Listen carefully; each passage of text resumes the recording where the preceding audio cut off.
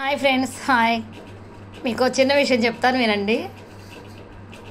ఈ మధ్య జరుగుతుంది కదా, ఈ 10-15 రోజుల నుండి తిరుపతి లడ్డు గురించి చాలామంది అంటున్నారు. తిరుపతి లడ్డు గురించి మీ అభిప్రాయం ఏందని? మన అభిప్రాయం ఏముందండి, అక్కడ చెక్ చేయాలి, సిఐడికి అప్పచెప్పాలి, వాళ్ళందరూ చెక్ చేయాలి, అదంతా ఉండిద్ది కదా. ఆ ప్రాసెస్ జరిగిన తర్వాత మనం ఏదైనా మాట్లాడాలి. కానీ అది మన సామాన్యంలో మాట్లాడే విషయాన్ని. కానీ నాయకులు అయితే దాంతో పని లేదు, వాళ్ళు ఏది చెప్తే అదే తీసుకోవాలి. మన బాబు గారు ఉన్నారు కదా, చంబా బాబు గారు, తిరుపతి లడ్డూలో కల్తీ జరిగింది, ఫ్యాట్, యానిమల్ ఫ్యాట్ అంతా తెచ్చేసారు, చాలా కల్తీ జరిగింది, వెంకటేశ్వర స్వామి న్యాయం జరిగింది అని చెప్పాడు. అయిపోయింది. ఆ చంబాబాబు గారు చెప్పంగానే మన పంకజం గారు గబగబా మెట్లెక్కిపోయి గబగబా దిగి మెట్లన్నీ పూజ చేసి అబ్బాబ్బాబ్బా ప్రక్షాళన చేస్తున్నా నేను, చాలా చాలా చెప్పాడు ఆయన. సనాతన ధర్మం ఎక్కడుందో ఈయనకు సనాతన ధర్మం.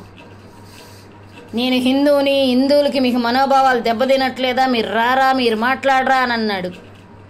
హిందువులకు దెబ్బతినేలాగా ఏం జరిగిందండి? అక్కడ కల్తీ జరిగిందని మీరు నిరూపించారా? ఏదది? సనాతన ధర్మం అంట. ఈయనకే ఉంది సనాతన ధర్మం. ఈయన సనాతన ధర్మం గురించి ఈయన చెప్తే సిగ్గుచేటది. ఒక్కసారి వెనక్కది నేను చెప్పను. అవి వాళ్ళ అమ్మాయికి బాప్తీసం ఇప్పించానని చెప్పాడు. వాళ్ళ భార్య ఏందది? ప్రచారాలకు వచ్చినప్పుడు అబ్బో నేను క్రిస్టియన్ అంటాడు, నేనేమో చర్చి అంటాడు. ఆయన మళ్ళీ ఇప్పుడు సనాతన ధర్మం గురించి చెప్పాలి, మనం వినాలి.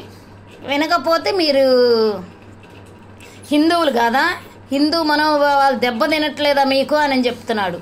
అంటే మనం ఇక్కడ కొట్టుకు చావమని ఈ చంబాబాబు గారు చెప్పటం, ఆ పంకజం గారు ఇక్కడ చెయ్యటం చాలా చాలా అసహ్యంగా లేదండి ఇది? ప్లీజ్ అండి, దయచేసి ప్రజలు ఎవ్వరు ఈ నమ్మకండి. నిన్నే కోర్టు చెప్పారనమాట, సిబిఐకి అప్పచెప్పలేదు ఎందుకు, సిట్ వేయలేదు ఎందుకు మీరు అని, ఏం ఎంక్వైరీ చేయకుండా కల్తీ కలిసిందని జనాలను ఎందుకు మీరు మభ్య పెడుతున్నారు అని చెప్పారు. ఆల్రెడీ టీటీడీ వాళ్ళు కూడా చెప్పారు కదా, కల్తీ ఏం జరగలేదు, ఆల్రెడీ జరిగింది నెయ్యిలో అని అన్నారు. లడ్డులో జరిగిందని చెప్పాడు మన చంబా గారు. లడ్డులో జరిగిందండి, ఏం చెప్పాలి? నెయ్యిలో జరిగింది.